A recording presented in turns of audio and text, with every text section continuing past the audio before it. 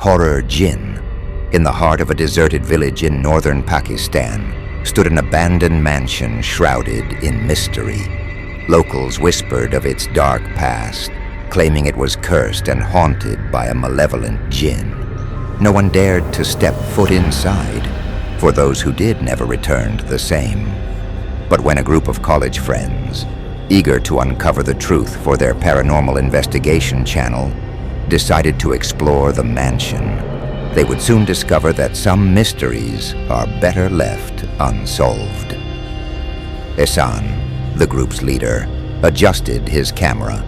He was the most skeptical among them, believing every horror story had a logical explanation. Alongside him were his best friends, Maria, a fearless researcher, Saad, the tech wizard, and Zara, a skeptic-turned-believer after a terrifying encounter years ago. The mansion loomed before them, its ancient wooden doors creaking open with an eerie groan. Inside, the air was thick and heavy, as if something unseen was watching. The walls were covered in strange symbols, faded with time, but still pulsating with an unexplainable energy. "Let's set up the equipment," Saad suggested, his voice trembling slightly. As they began to unpack, a chilling breeze swept through the room, extinguishing their lanterns.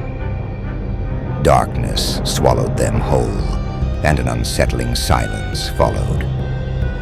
Maria was the first to notice the faint whispers.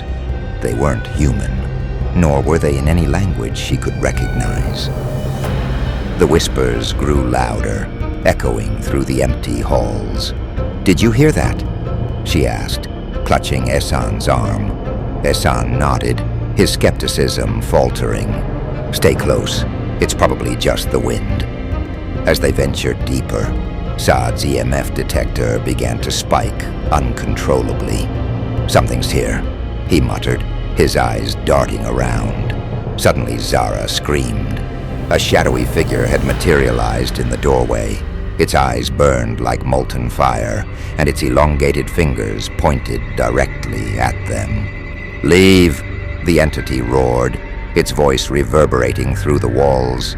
The group stumbled into another room in their frantic escape, only to find themselves surrounded by tall, cracked mirrors. The reflections within were not their own. They moved differently, grinning maniacally and whispering incomprehensible words. "What is this place?"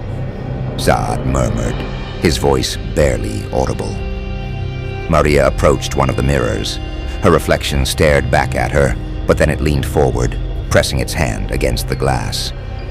"Help me," it mouthed, its eyes brimming with terror. "Step back," Ehsan ordered, pulling her away. The mirrors began to shatter one by one, the sound deafening. From the shards emerged faint, ghostly figures, their wails piercing the air. "Run!" Zara screamed, leading the group out of the room. They found themselves at the base of a grand staircase, its steps seemingly endless. Each step they climbed felt heavier than the last, as if something invisible was pulling them back. Halfway up, Zara froze. "Do you see that?" she whispered, pointing to the top of the stairs. A figure stood there, cloaked in shadow, its glowing eyes fixed on them. Before they could react, the figure dissolved into smoke and surged toward them. The temperature plummeted, frost forming on the walls. Saad fumbled for his equipment, trying to capture the phenomenon, but his camera refused to work. "Keep moving," Ehsan shouted, dragging Zara forward. At the top of the stairs, they entered a massive library. Shelves lined the walls, filled with books so old their pages crumbled at the touch. In the center of the room was a table covered with more of the strange symbols they had seen earlier. "Look at this," Maria said, pointing to a book lying open on the table. It was written in ancient Arabic, but the words seemed to shift and change as she tried to read them. A sudden gust of wind flipped the pages violently. The group jumped as a low, guttural laugh echoed through the room. The symbols on the table began to glow, casting eerie shadows on the walls. "What is happening?" Zara whispered, clutching her amulet tightly. As they turned to leave the library, the door slammed shut, trapping them inside. The laughter grew louder, and the symbols on the walls began to move, twisting into grotesque faces. "We're not alone," Saad said, his voice shaking. Ehsan approached the door, trying to force it open, but it wouldn't budge. "There has to be another way out," he said, looking around desperately. Maria noticed a small trap door in the corner of the room. "Over here," she called, pointing to it. The group hurried toward it, but before they could open it, the floor beneath them began to crack. Black smoke seeped through the gaps, forming into the shape of the Jinn. The Jinn's fiery eyes locked onto Ehsan.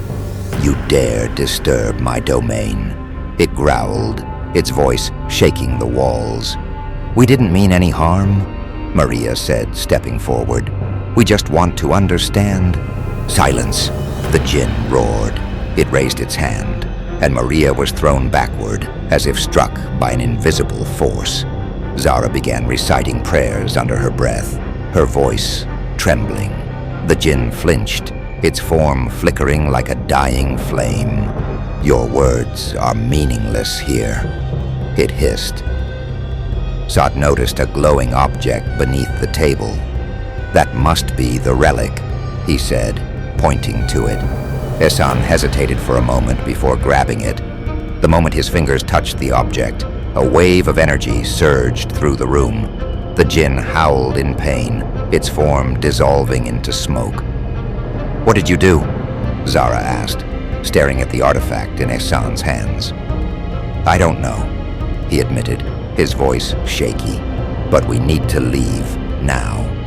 The Jinn's form disintegrated into a swirling black mist, vanishing into the ceiling. The group wasted no time, fleeing the mansion and not stopping until they were far from the cursed village. They sat in their car, breathing heavily. Zara finally broke the silence. "We're never doing this again." Ehsan chuckled nervously, though his hands were still shaking. "Agreed." Saad reviewed the footage once more. The Jinn's fiery eyes stared back at them from the screen. "We might not have a choice. It's not over." The mansion stood in silence, its dark secrets untouched. But deep within its walls, the faint whispers of the Jinn could still be heard, waiting for the next intruder to awaken its wrath. The end.